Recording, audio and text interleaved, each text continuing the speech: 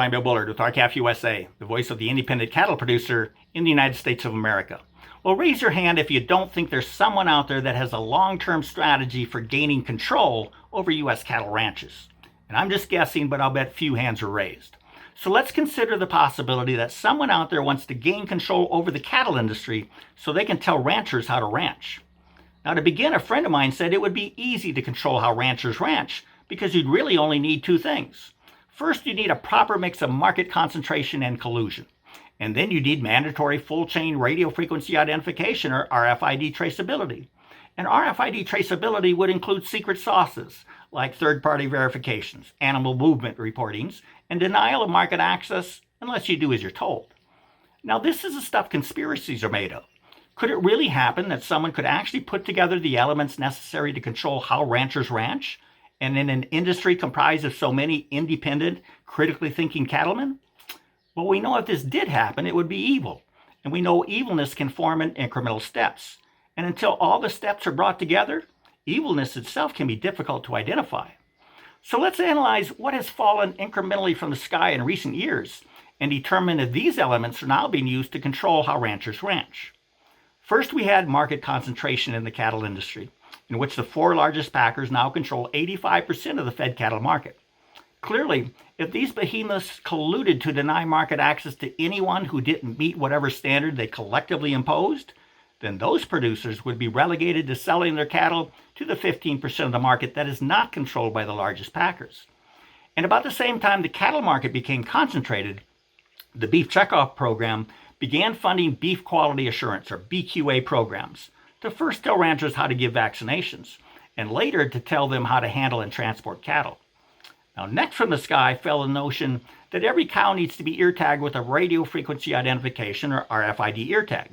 But this proposal was marketed as a benefit to cattle producers to help protect their herds from disease outbreaks, and of course to make beef from their cattle eligible for export.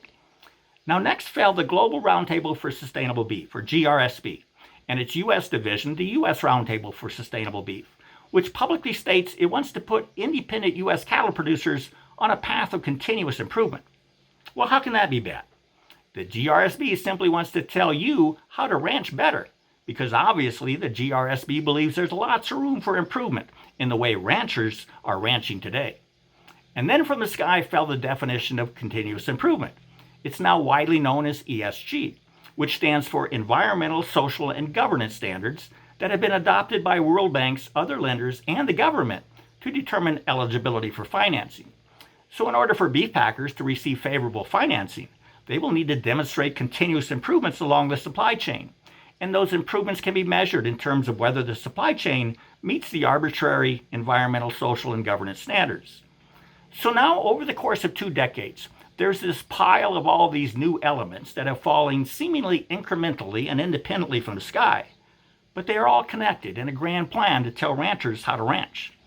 You now have a lead GRSB that wants to control how ranchers ranch around the globe and in the U.S. And its members include the largest packers that act as gatekeepers to the market. And as gatekeepers, they can impose conditions that ranchers must meet to gain access to market, such as requiring BQA certification as a condition of market entry. And that, of course, is happening right now.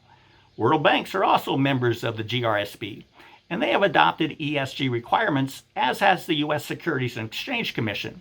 Together, they want ranchers and the packers to report on how they're achieving the continuous improvements demanded by the GRSB. And then, of course, ear tag manufacturers are GRSB members, and their RFID ear tags tie this all together. Once all the cattle are RFID tagged, full enforcement of BQA and ESG requirements can begin. And there it is. Incremental evilness has fallen upon our industry to give the global elites at the GRSB the ability to tell U.S. ranchers how to ranch. So what should we do? Well, that's easy. How about we stand up for our liberty and our freedom by just saying no? Or would you like more ESG on your RFID? With that, have a productive week. Thank you, and goodbye.